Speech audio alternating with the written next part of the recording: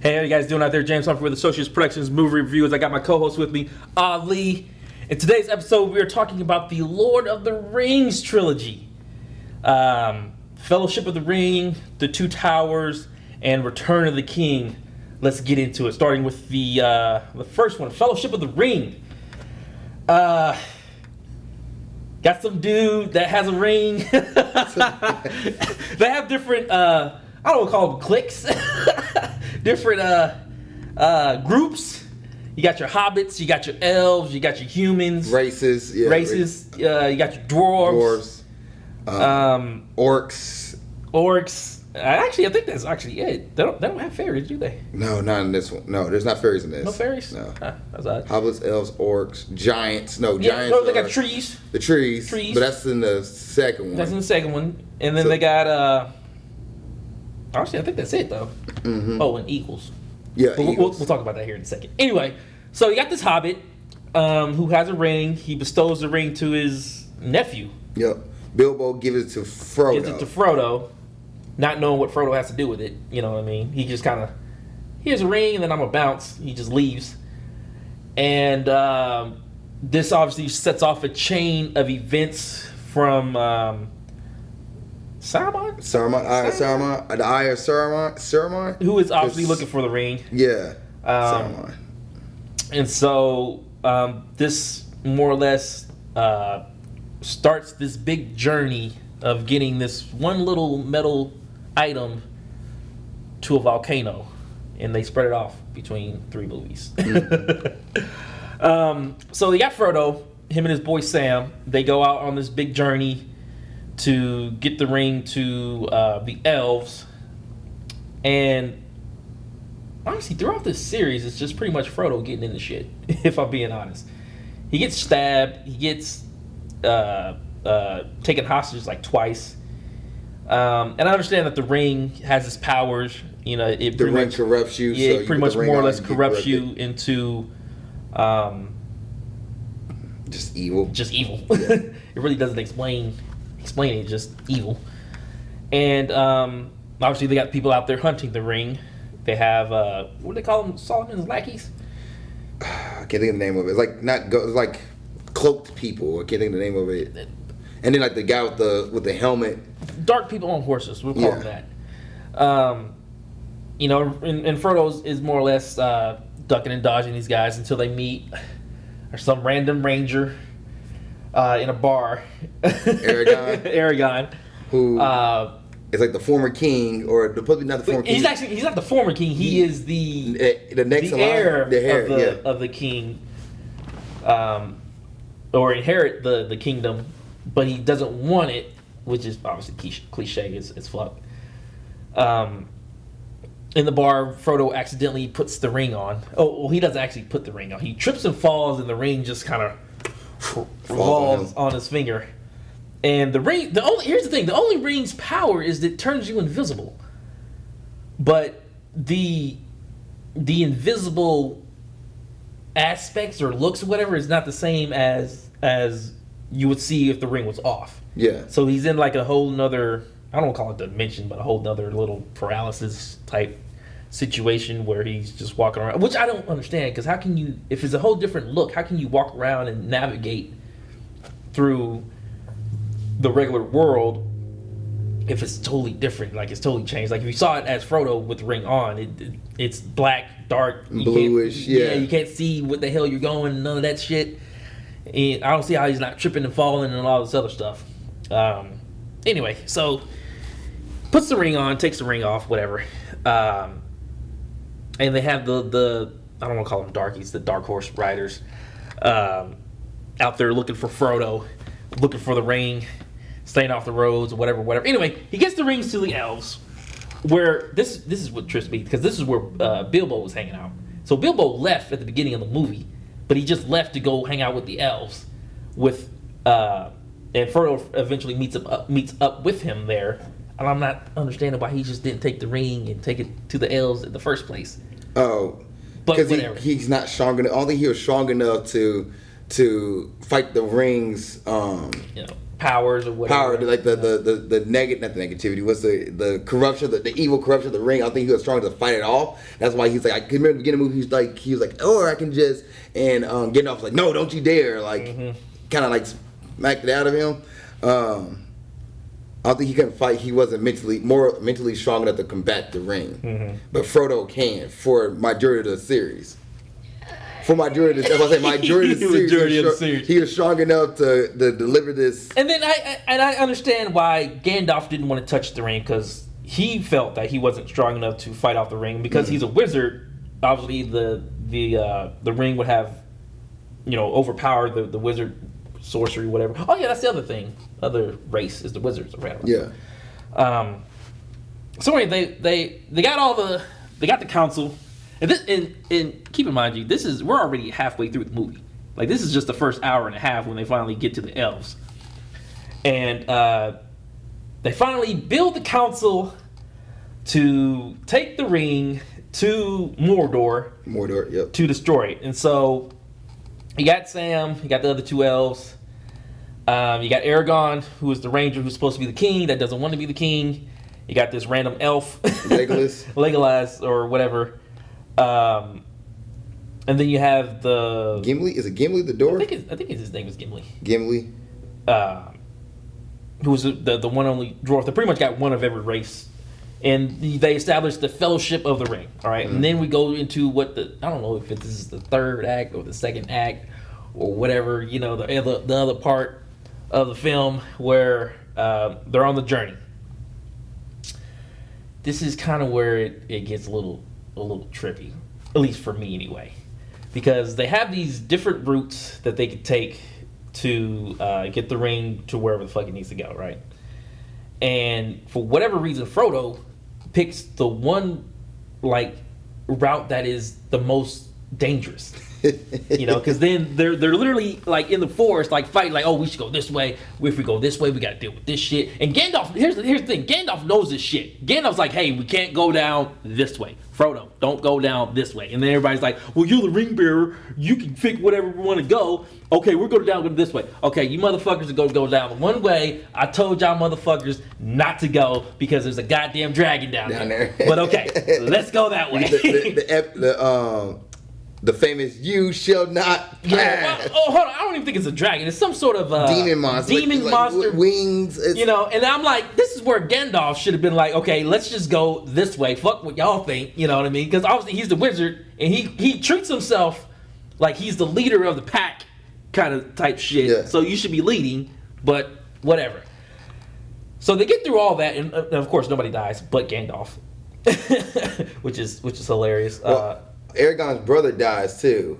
Sean Bean, he gets killed. His brother. Yeah, but that's not till after they get through this whole dangerous fucking cave. See, that's how long this movie is. I thought the ending was Gandalf. I forgot there was. Yeah. Like I said, I didn't know if this was the third act or the fourth act or whatever. They get through this whole entire dangerous, killing millions and millions of orcs with hand-to-hand combat and some arrows, and nobody dies until they get out of the cave or whatever. And so then they have the big climactic ending where, which is hilarious because they were all together, and then all of a sudden they all split apart because Frodo wanted to run off in the woods like a little child. Big climactic ending where they literally by the end of the movie everybody splits up. Yeah, everybody. So Gandalf is gone. Legolas, he falls down. By the way, he falls down. He falls down to the little cave. The reason I mention that because in the second movie, he's fighting on top of the. It make no sense to me. I still trying to figure it out. How do you fall down? But we'll get to that plot twist here in a second because they have to be fighting at the core of the earth, right? Yeah. They have to be fighting middle earth. Anyway, so the two dwarfs they get captured by the orcs. The two hobbits. The two hobbits get captured by the orcs. Merry and Pippin. There you go. Yep. And then Frodo and Sam they get on a boat with the ring to go wherever the hell they're going, and then the others are still in the middle of the woods fighting. Obviously, Sean Bean, his character gets killed. Which he gets killed like in every movie he's in. Yeah, it's actually kind of odd. Like every movie or TV show he's in, you want to kill somebody off. I guess Sean Bean can play a dead guy really well. He's that character, right? He's that guy. And well, this came out in what, 2002, 2004, 2000? No, this is I want to say 2001, if not 90, like between 99 and 2001. Somewhere in between that. So this is, for me anyway, this is like the beginning of those big long trilogy movies where it's like, okay, I thought that was the end, like the first one was it, and then they come out with a second one and a third one, whatever, just back when trilogies were becoming very, very popular, very, very big, So after this 3.5 long movie, we break into the Two Towers, which I do like, that these are direct sequels of each film, so you're not really lost, or there's not like a lot of time passed or anything like that. You don't have to question a bunch of shit. And another cool thing to add with that point, they actually was filmed all at the same time. Yeah. Which, imagine the balls on a director in the studio, like, we're gonna film all 3 movies at the same time. We don't care how this is gonna end. If the first one flops, we still got 2 movies to release. Like, we ain't. They said we got all 3. We're gonna, like, just imagine other movies doing it. Like, imagine you have Spider-Man 1, 2, and 3 all filmed at the same time. Like, you just hope the first one doesn't flop. It's genius. It's really genius, because then you have all the characters. They don't really grow as much, right? Obviously, if you have like a little kid playing an older character or something like that. And then, honestly, when it comes to, and I know this sounds bad, accidental or improbable deaths. Yes, you don't have that issue. Like, say if a character unexpectedly dies, they have already filmed all of 3 movies beforehand, which actually caused a lot of problems for Hollywood and everything back in the day. Anyway, right. So I think the most recent ones are Star Wars with Princess Leia. Yeah. Like, if they would have filmed all the movies at the same time, they wouldn't have that issue. Yeah. But and then change the stories and stuff like that. Yeah. So. But on the backhand of that, these movies are like 4 fucking hours long, man. So you can imagine filming back to back to back of 4-hour long movies. That's a lot of footage, a lot of filming, a lot of character, design and all that shit. That's a lot. Right. So I can see probably why they got paid the big bucks on that movie. Right. And then also to add to that, before we hop into the Two Towers, because the Fellowship of the Ring to me is the most boring of the 3. Most definitely. But the reason why the movie did so well, because the music with the movie was really good. Music was good. The acting was phenomenal. Yeah, phenomenal. The CGI effects at that time was groundbreaking, because you had like Martin Freeman and Elijah Wood. They're average sized humans, but the movie made them like much smaller compared to like Gandalf, and they're like they hobbits they're not like the same height as humans. They're actually smaller, and the way the camera angles and the footage, the way the CGI, they made it look like they were small people.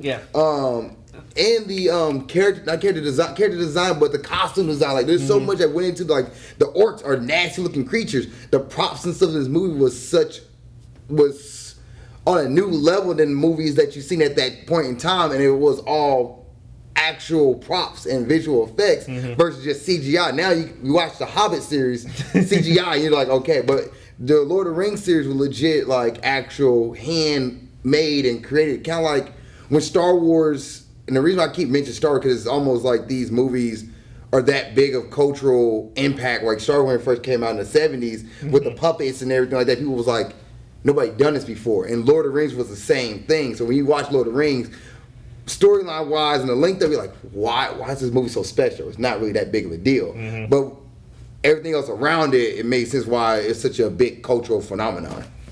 I do feel like you're right about that one. Like, it's most definitely the most boring, but it's because they have so many different storylines and telling so much story of backstories of this person, this person, this person, this person is why, to me, it was like so boring, because there's a lot of information to learn about when it comes to the elves and learn about what happened with the humans. I think just the first 15 minutes of them was just explaining the rings. Yes. Which apparently there's more than one ring.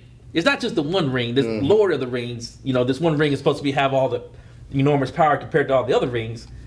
But I'm assuming that the other rings don't have any power at all. Like, or did they get disposed of? I don't remember. Well, they got divvied up. There's like 16 rings. I think 4 each 4 sets of rings went to each race. Like the humans had 4 rings or 8 rings, and then the elves had their 4 rings or 8 rings, and then the dwarves had their 4 rings, 8 rings, and that's why they all got together at the council. I think she said there's one ring to rule them all. Yeah, there was like one ring that's powerful that could rule them all. That's the one that Frodo has. Yeah. And that's why that was so important. Yeah.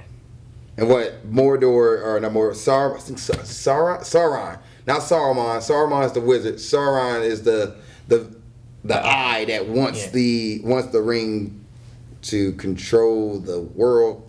But yet you throw into Mordor, which ain't that Sauron's headquarters, so you throw into the eye of Sauron and it destroys the ring and destroys evil. Why is the villain's home layers where it destroys? I don't know, man.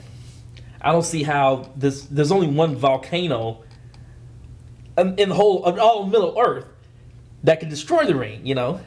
That's where the story gets a little lazy, you know, with the script writing. Right. You know? Well, because based off the book. So the book itself, you got to blame George R.R. Tolkien. Yeah. Not George, J.R.R. Tolkien, because George R.R. Martin's Game of Thrones, J.R.R. Tolkien's Lord of the Rings. That's where you got to blame the writer. It was like, hey, you got to do more flesh out. And maybe the books flesh it out a lot more. It makes it more sense. But the movie don't really help it. Anyways, so let's move on to the Two Towers.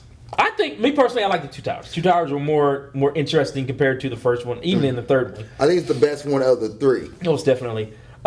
Takes off where Aragorn and the other 2 are looking for the hobbits that got captured. Mm-hmm. Frodo and Sam, they're too busy doing their thing, hanging out in the mountains, looking at the stars and shit. But they meet. Oh, okay, you haven't got there yet. Sorry, you're starting off. Yeah, right. Yeah.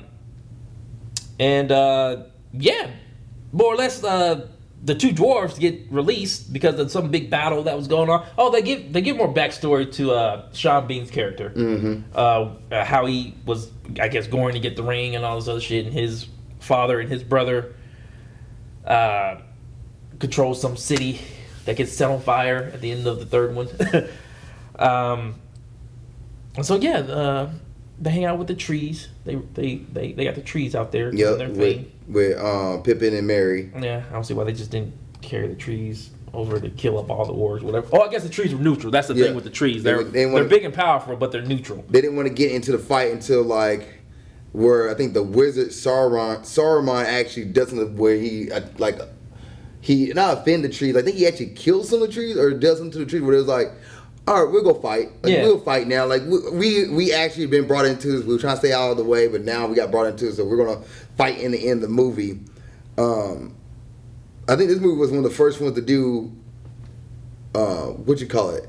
capture. Face capture? Face capture, not just face capture, but with the whole like the sticks and everything, the mocap. Mocap. I think it was one of the first movies to do mocap because you get Andy Serkis playing Smeagol / Golem, which is at the time was not done before either. Mm-hmm. Like this movie brings in one like the most impactful characters of the Lord of the Rings series that everybody knows who Smeagol is. If you've never seen Lord of the Rings, you see this little goblin kind of dude. I honestly can't hear any other voice when I hear his voice other than Smeagol. Like any movie that Andy Serkis is in, all I hear is I hear Planet of the Apes and I hear Smeagol. But then I hear Smeagol in Planet of the Apes. You know what I mean? So it's very, very talented actor, but it's like you're typecast. You know what I mean? Iconic character. You see what the ring does to somebody who, because Smeagol was a hobbit too. That's why Frodo gets attached to him. He's like, oh, he just like me. Well, Sam's like, fuck that nigga. Yeah, exactly. That's exactly. Sam wanted to fuck this dude up. That's exactly it. Like Sam did not trust Smeagol to save his life. He's like, this man gonna try to kill us. And Smeagol has the double personality where like, my precious, and they get the ring back. My precious. And Smeagol like, no, he's a good guy. These are good people. Like, no, these are horrible people. They're gonna take over. Like the whole like split personality thing. There's a really cool scene in this movie, and Sam just sitting here like, yeah, Frodo, you don't see this shit? Here's my plot twist with Smeagol, because he's doing all this shit, and these guys have been sleeping like 6 or 7 days or weeks, whatever. Smeagol can literally just take the ring as this motherfucker is sleeping and just run off with it. You know, he knows the area. He knows how to navigate through the caves and everything else. He didn't really need to plot, you know, trying to kill Sam or trying to kill Frodo. you know, with the whole cave thing, he could literally just take the ring and run off, you know. I think because Frodo was like the nice side of Smeagol was preventing him from. If I remember this correctly, because he was like, they're good people, and then Gollum was like, no, they're horrible people. We can take the ring and do it, like take our precious back. And they're like, okay, how about we'll throw him into the lava, and then like take it. And they're like, okay, we'll just do that route, like. And then this guy, he's literally talking to himself. Yes. And these guys are just like sleeping right next to this motherfucker, can't hear shit. I mean, eventually Sam like gets up like, hey man, I heard what you're talking about, talking shit and all this other stuff. But I'm like, Frodo, bro, you keep defending this dude. It's like, how can you not know? I cannot stand Sam and Frodo. I feel like their storyline, like Lord of the Rings, well, I like Aragorn's storyline. The king thing, that was the coolest thing to me. It made the most sense. But when it came to Sam and Frodo, like, it was about Sam whining all the time, Frodo getting upset at Sam. Sam whining all the time. Frodo always getting into shit. Yeah. Because I don't think he got captured or stabbed or anything in the second one. I know he got fucked up multiple times in the third one. Mm-hmm. You know, which we'll talk about here in a second. Anyway, and all of this stuff going on, this is actually not even the premise of the Two Towers. No. The whole point of the Two Towers was Aragorn, the dwarf, and Legolas protecting like this small fucking village, man. Yeah. Because he hooks up with the one girl and the one king who was possessed by Saruman, whatever. Yeah, Saruman, yeah. And so the white Gandalf dude comes back. Oh yeah, Gandalf comes. Oh, let's go. Let's talk about Gandalf. So at the end of the first one, Gandalf is falling off this. He fell off the cliff in a cave, mind you. In a cave, and they were falling for a good minute, fighting. Like this dude was fucking riding this fucking demon dragon thing all the way down that fucking tunnel, and they land on top of a mountain outside, like a cliff or a mountain or something, and they're fighting because it's raining now. Like they're not. There's no lava. They're outside fighting in rain. I'm like, I still to this day watch these movies, and still try to figure out how they get up there. Yeah, I don't know. I can't. But yeah, Gandalf destroys the monster but dies in the process. Mm-hmm. Then comes back and they're like, oh, you're like, he's like, what's your name? He's like, what's my name? He's like, it's Gandalf the Great. He's like, oh, they did call me that. Well, I guess I'll call Gandalf the White. Oh, are we gonna talk about his weapons? Is it just a staff? Right? No. Like, when he was falling off the cliff, he lost his weapons.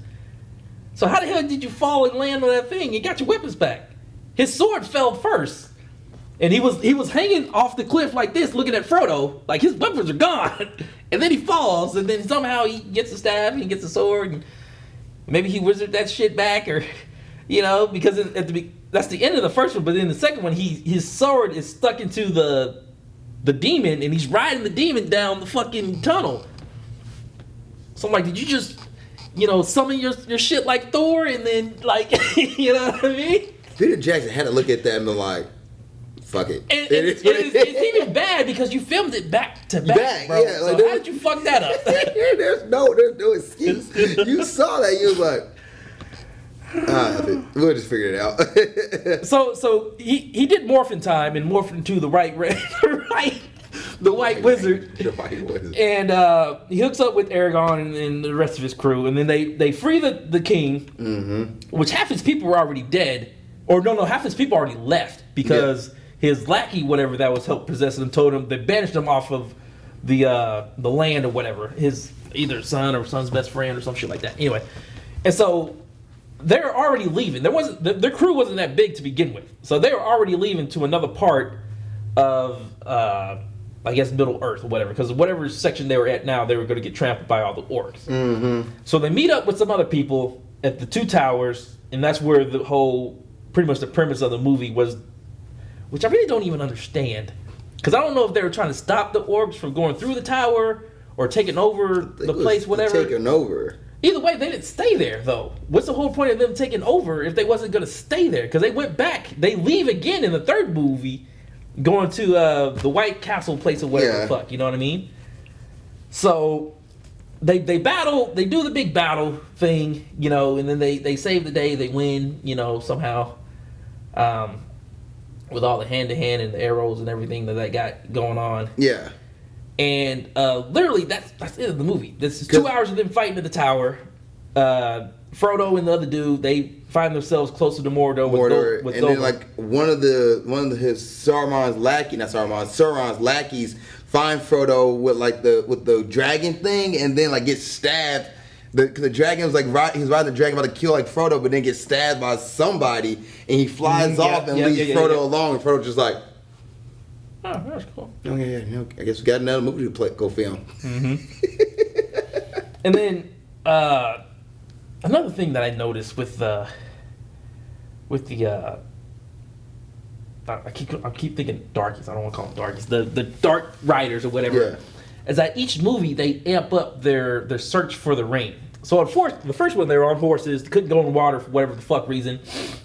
And then in the second and the third one, they upgraded to the flying dragons or whatever. Yeah. You know what I mean? And I'm not understanding why they just didn't use the flying dragons to begin with to go find Frodo in the first one. 'Cause that's too easy. To pick his ass up, you know what I mean? It would easy just to be flying, right? Yank his ass off wherever he was at, and then fly away. You know, especially against the think he goes invisible like 2 or 3 times more in Fellowship of the Ring than he does in any of the other movies. Mm-hmm. Like he doesn't put the ring on in the second or the third one, which is odd because it makes him harder to find compared to as many times as he was getting caught up in the first. But I think every time you put the ring on though, Sauron can notice him though. He knows exactly where he's at. He can see him. You can see him every time you put the ring on. So if he does put the ring on, I guess it keeps Sauron from not finding him, because in the third movie they're like right underneath Sauron pretty much the whole time, because they're right there in Mordor. And Smeagol's like, we're almost there. We almost got him. Yeah, that's right. Then the second one, then the third one is Return of the King. Yep, going into the third.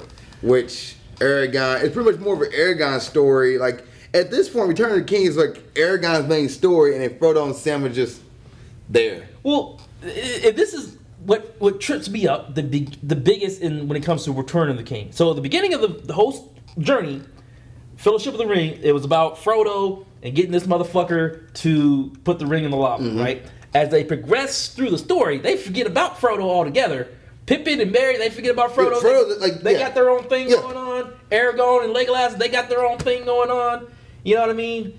And they just forget all about Frodo out there trying to get this ring to where it needs to be. Which is the main mission. That is the main mission. Right, until the last fight where they're like, well, let's go fight these guys to prevent Sauron from noticing Frodo's. Like, apparently Gandalf knows that Frodo's there, so he's like, we just go fight. So that's when you see the last, the whole, and that's, again, another iconic scene where, like, Aragorn's looking over back at everybody with his sword, and there's all the monsters out there, and he's like running towards them by himself. For Frodo. Yeah. Which then there's a whole which that they should have lost that fight immediately. Yeah. They were surrounded by nothing but orcs. It was just a little batch of them. Walked in there. What was it? You know the whole Leroy Jenkins video game, like the World of Warcraft. Leroy Jenkins. Somebody did that same video with Aragorn. He started Leroy Jenkins. Because that's pretty much what it is. He's going to battle by himself, and everybody's like, let's charge together to fight off the orcs to distract Sauron from noticing Frodo in Mordor. Yeah. Because that works when Sauron... Yeah. Mind you, Sauron's a giant eye in the sky that looks around at everything. Like, it legit is an eyeball in the sky that looks everywhere. Yeah. So the fact that Sauron didn't realize that Frodo got there, but then Smeagol was also helping, I guess. Well, you would think that he would feel his own damn ring getting closer and closer to him. You know what I mean? Right. You would think that he would feel that the ring is getting closer and closer to him. Here's the thing. It's the build up to the ring that gets me. So you got Smeagol, who frames Sam by eating some bread. Yep.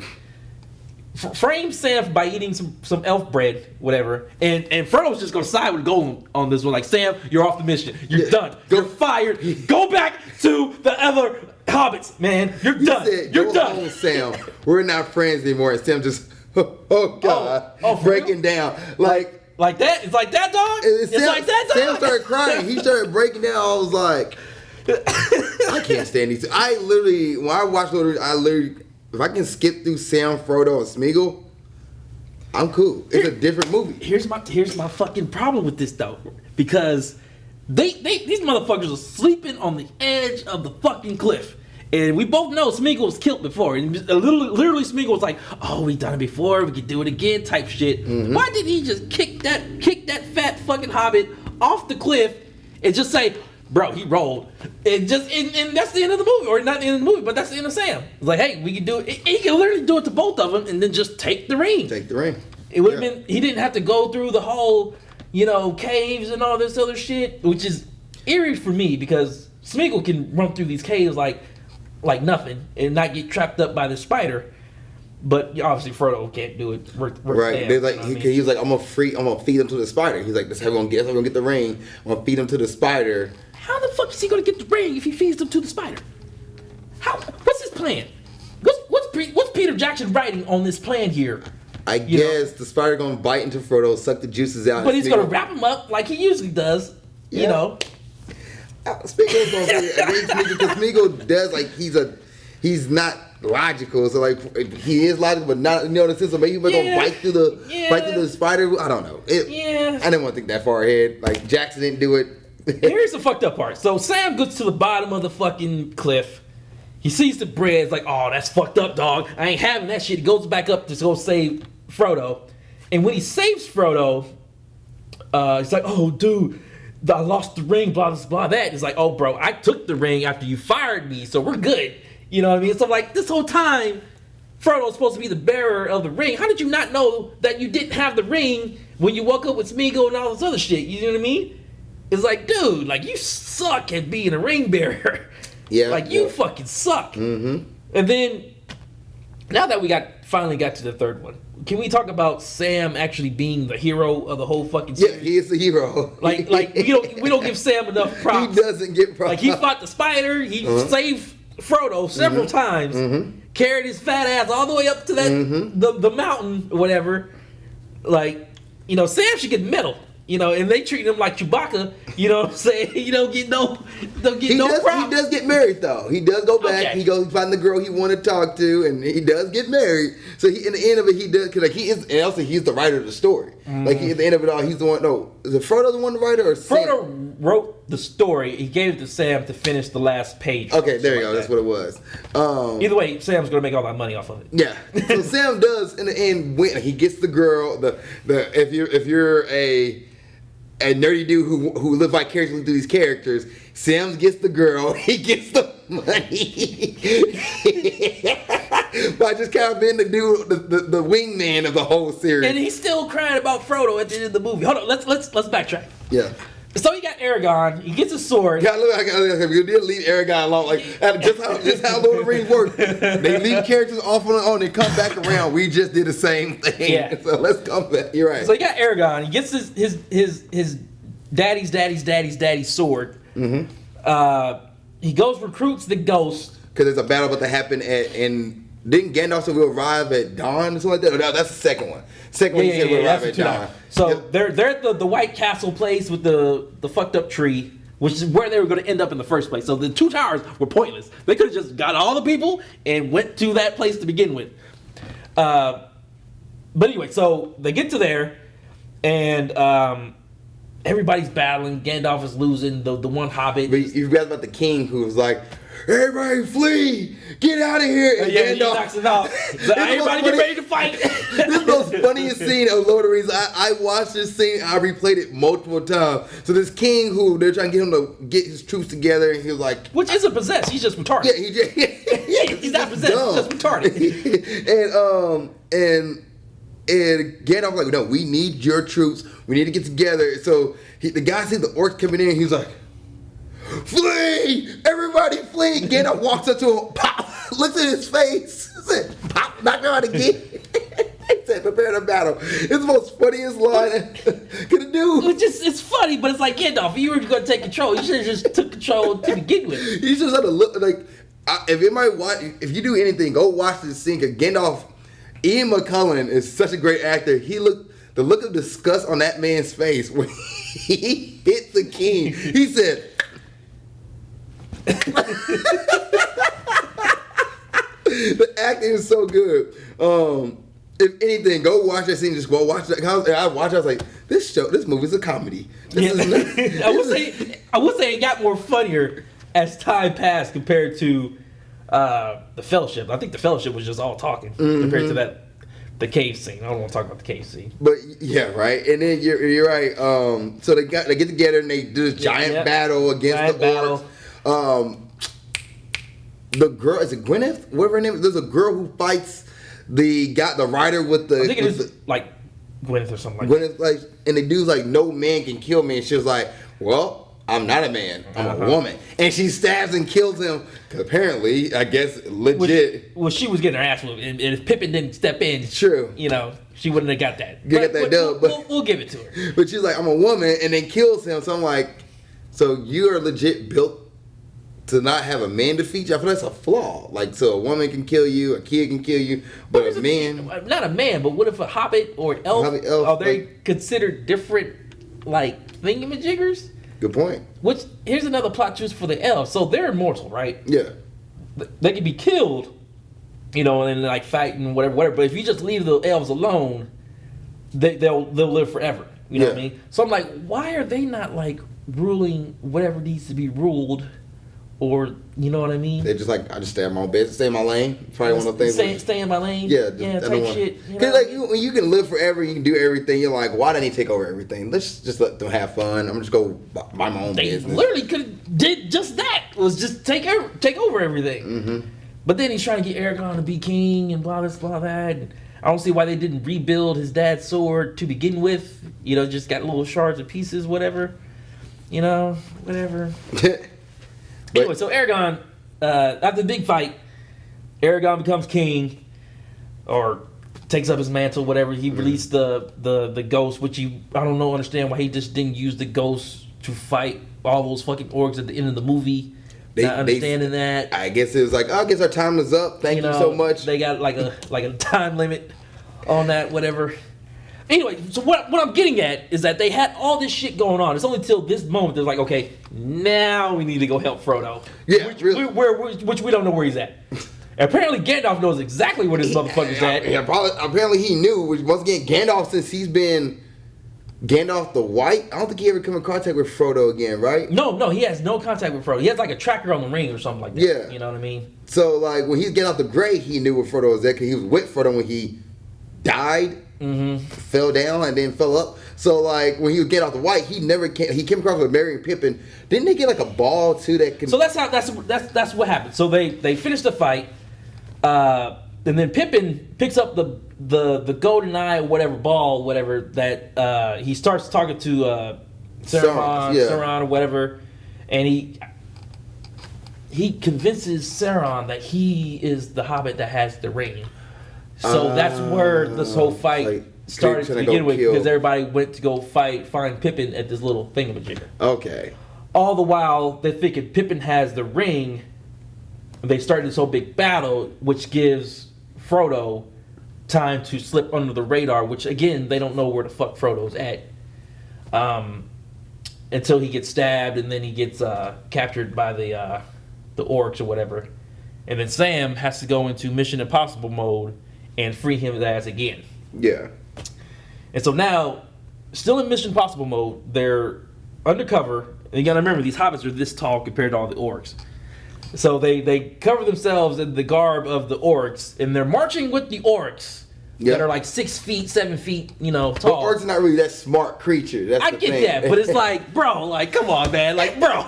You're like, not one was like, maybe that one just got decided to fight early. How the hell are you this short, them big ass feet? You know what I'm saying? Anyway, so they start a fight and they slip away. So now they're at the volcano. They're climbing the volcano. Smeagol comes out. Well, before Smeagol come out, because Frodo was like, nah, I'm not about to throw it away. No. They fight Smeagol before that. So Smeagol. Oh, they do fight Smeagol. Yeah, so Smeagol comes out before that. And Sam has to say Frodo again, like, hey, get off my boy. And they fight, and then that's when Sam tells Frodo, go throw the fucking ring in there. So Frodo gets at the edge of the ring, or edge of the cliff. It's like, do I want to throw it out? Right, he does the whole like, I'm not going to throw it out. And Sam's like, throw the motherfucking ring in we there. We did this whole walk all these times. It feels like an 8-minute, like, bro, like, what are you doing? And then Smeagol jumps out of nowhere, Frodo about to put it on, like, you know what? I'm going to keep this for myself. Too bad. Well, actually, he actually did put it on. He put it on, and then Smeagol's like, sees the footprints, these hobbit-ass footprints on the floor, and he jumps on them. Bite the finger off, bite the ring off, and then, which is probably one of the most, another iconic, this movie has a lot of iconic moments where you're like, he finally got the thing he wanted, and as he got it, he realizes as he's falling, Smeagol gets it, and realizes as he's falling where he's at, and he falls right into the volcano, eyes and everything burns up like, and just... Which, again, doesn't make sense, because Smeagol could have grabbed this ring like 80 times throughout this whole entire series. Yeah. Anyway, so... But it's not symbolism. Is it symbolism? Like the whole like you get what you want, but you get it at the last moment like that. Yeah, like, something. I don't know what the hell the writer was working on. Something like that. But it was a cool moment. Like the one thing that this bit like I don't think you empathize. You don't sympathize with Smeagol, but you're just like he did it. His mission was accomplished, and then he just died. Like it's Thanos finally about to do the snap, but as he does the snap, it kills him, and nobody else dies. That would be a good plot right there. But we're not going to talk about that. We'll talk about the Avengers a different day. Yeah, but just a real quick hit on that though. But think about that, like, cause like Thanos, like, oh, he gets everything, and as he snaps, instead of him snapping and everybody else dying, he snaps and kills himself, and you're like. What the fuck was he fighting for? This but that's what happened with Smeagol. And then looking at Smeagol's big ass fingers, like that ring ain't gonna fit your fingers, dog. Right. Like you can hold on to it, but you ain't putting it on. Remember, Smeagol's like he said he believed that it was his ring that Bilbo stole from him, so he found it back. That's why it's like my precious, my ring. Well, I never saw the Hobbit series, so I really don't know how Bilbo got the ring, but it was something similar to that, something like that, like. The Hobbit, his whole mission was to do something else, and he stumbled upon the ring. His mission wasn't the ring, whatever. And he stumbled upon it. I guess Smeagol did have the ring because at the beginning of Return of the King, they shows how Smeagol got the ring. Got the ring. Yep, so, that's right. Yeah, he had to kill his boy who tried to get the ring from him or some shit like that. And then he started losing his hair and everything, and started going mad and insane because the ring was corrupting him. Yeah, because he was a Hobbit too. Let's finish it up. Okay. So they destroy the ring, and for whatever reason, it has a chain reaction when the ring is destroyed, that it destroys the tower that Saruman or whatever the fuck is on, which makes no sense. He's the eye, so I don't see why he's such a threat. I can see where the eye like goes blank or something, but for the whole thing to fall apart, like the ring, holds the whole tower together type shit. It's very cliche. I just don't. I guess my thing is I never feel like as a movie villain. And I never felt like Sauron was that big of a threat. If that makes sense to you? No, I just never felt like he was like threatening or like terrifying. I guess his boys were threatening. Was it more like idealism? Like he was, because like you never see him. You don't know. He's just this giant eye in the sky that apparently I guess creates orcs, and the orcs just mindlessly follow him. Well, the orcs didn't die either. Like the ring destroyed the tower, but the orcs ran off like bitches. Yeah. Which I don't understand, because they still could have like annihilated that whole group of Aragorn people. Like they could have still like killed all these people. Yeah, but were they controlled by Sauron or? Well, no, because the orcs were more or less destroyed or controlled by multiple people. Because Sauron, I guess, controlled Saruman, but he had his own mind of his own. And then Saruman is the one that built the army. He was like, okay, we need an army of motherfuckers to conquer the world, whatever. And they were all listening to Saruman until he died. Right. You know what I mean? So I don't know who's controlling who. I guess the only thing Sauron was really controlling was the darkies. The Dark Knights. The Dark Knights, or whatever, right. But only one of them died though. That's the thing. I guess one of the things you have to read the book to really understand why it's such a big deal that Sauron was. Because his own ring technically destroys him. Yeah. Blows up everything. Yeah. The world, the Middle Earth is saved. You have like 4 different ending scenes. Well, again, they don't talk about any of the other rings. This is supposed to be Lord of the Rings, but they don't talk about any of the other rings in the whole series. Right. So Aragorn becomes king. Again, I guess he's already king. Marries his elf chick. the four hobbits are honored, even though two of them only really followed through with the mission. The other two had their own little storylines of what the fuck they were doing. Fighting and again, Sam is really the hero of the whole story. Mm-hmm. You know. Then they return back home. And they back home. Nobody really pays attention to them. They kind of like sit in the bar. Like, oh, yeah, you're back. Yeah. Like if you're. What did they say? It was only like 18 months that they were gone.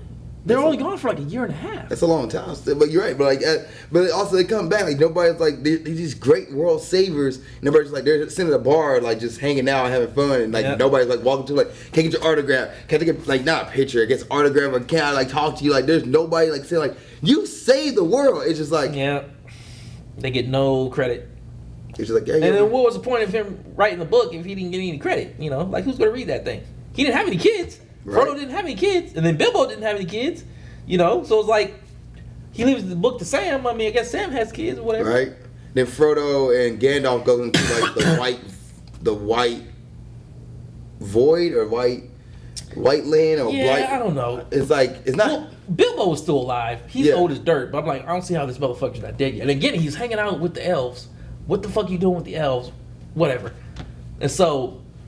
Yeah, him, Gandalf, Bilbo, Frodo, and a couple of the other elder elves go on the boat and fly off, and then everybody's crying for Frodo, and Frodo hands them the book, and then Sam goes back to go mind his own business or some shit, and that's the end of the series. 9 hours, 11 hours, somewhere around there. If you guys want to, I'm sure there are people that do like serious watch parties of. I have friends who. 1% are so into Lord of the Rings. They watch parties. They anytime it comes on and rewatch it again. Like it has become like it's just as big as Star Wars. Like it really is. Then like you have the game like Shadow of Mordor, and like it's so much different stuff that branch off into Lord of the Rings, off of something that's to me. For example, I had fallen asleep on Fellowship of the Ring every single time I watch that movie. I will fall asleep, wake up, finish it, fall asleep, wake up, finish it, fall asleep, wake up. I've never. It's very hard to watch it in one setting if you're not a fan. I will say that. And me not being a fan, to me, it's like it's too much story going on. Which obviously, if it's 4 hours, they give you enough time to give you the stories, but they really don't have enough backstories to it either. And you're right. And it's like.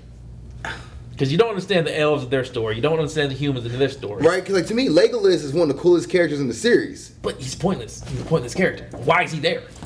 Like, I think they mentioned like he was a prince or something like that.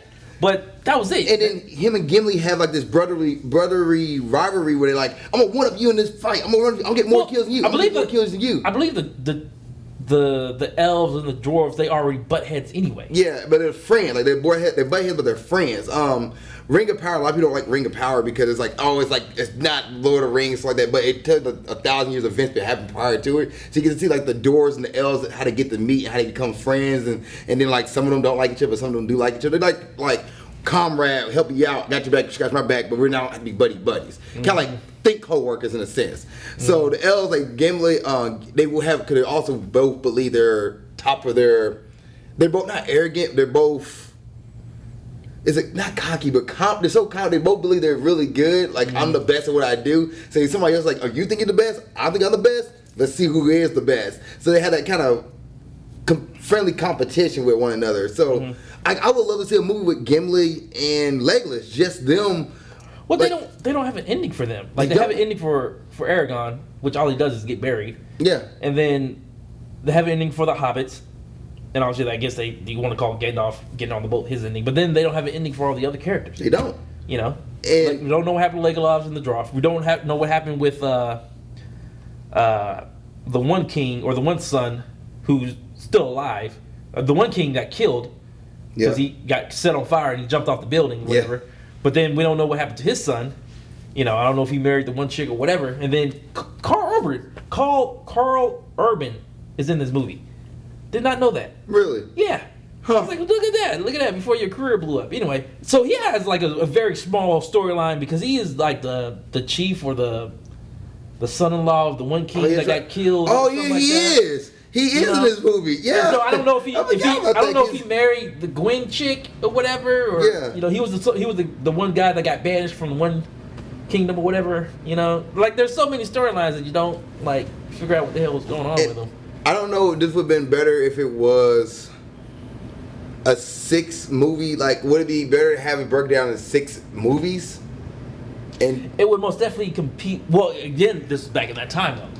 It would compete with your Fast and Furious and your Harry Potters and all the other shit. But like I said, this is back in the day. Because like Harry Potter, to me, Harry Potter is the only one that really, I would say, has successfully done a franchise where each movie, you can watch each individual movie, and besides the last 2. Yeah, because it's split in 2, right? Mm-hmm. Yeah. You watch each individual movie and be like, okay, I understand what's going on. I can follow where these characters are coming from. I can see their backstory, no big deal. Lord of the Rings, you get all these storylines like that where 3 movies is fine, but I think you could have done... They could have did 6 movies. Yeah. 9 hours, 9 to 11 hours, depending on what version you saw. Mm-hmm. You probably could add all the extra footage in there, but then broke it down into more movies. Why is Legolas here, and why is he actually part of the group? Why is his important? And I'm pretty sure they explain all that shit in the books. But, yeah. I mean, let's be honest. Who got time for that? Right. Let's go ahead and close it up there. Good movies, if you like that kind of stuff. I don't think everybody ever says, when you think about movies, The Lord of the Rings, I don't think anybody ever says these movies are garbage. I've never heard anybody say like, you might hear somebody say like, oh, just not for me, or it's boring, I don't find, but you never hear somebody say, dude, that scene was trash, this writing is trash, this is the worst thing. I've never heard anybody, there's like, Lord of the Rings does not spark debates with people. Mm-hmm. Like nobody ever said like, well, the writers could have done this and be better and they could have done that. No. Oh, hold on. We got to talk about that. The Eagles. Yes. We forgot about the Eagles. Because at the end of the movie, where Frodo throws a ring in there, blah, blah, that, Gandalf gets these fucking eagles to just come pick up Sam and Frodo like it was nothing. And that's like the biggest plot. I know another reason why. The biggest plot hole in the movie was like, how come Gandalf didn't get these fucking eagles to come drop the ring? They didn't explain it, but it apparently gets explained in the books more. The eagles are also corruptible by Sauron. Oh, okay. So he can corrupt the eagles as well. So that's why the eagle couldn't just fly there, because he would corrupt them and turn them evil. Mm-hmm. So that's why he didn't. That's why they didn't. That's what it is. Even then, I know. If the eagle has the ring and they're corruptible, they're gonna fly down to there anyway. So Gandalf could have flew them down there, killed the eagle, and then just threw the ring in there. Yeah. Because Gandalf really he's corruptible too. That's why he didn't. So that's why the eagles did it. Because apparently Sauron can corrupt not just like humans and wizards, corrupt anybody that has the ring. Well, I guess that does make sense. Yeah. That does make sense. That's why the eagles just didn't fly there. Because people always ask, why do the eagles just fly there? Because they are corruptible too. Which makes no sense. Because whatever. Yeah, anyway. That's how you know when you're a writer. You write yourself to a plot hole. You're like, fuck. Yeah. How'd I get out of this? Oh, I got it. He there can corrupt everything. Like, okay. He can corrupt the grass. Yeah. Oh shit. Can't give them to the trees. They're gonna get corrupt too. Like, Frodo's pure heart. It's the only one we go with. I'm sorry. What do you mean you're sorry? Make that make sense. Well, I wrote it, so there you go. Right. Oh man, James Humphrey, Ali, Socials Productions, Mirror Reviews. We'll catch you guys next week.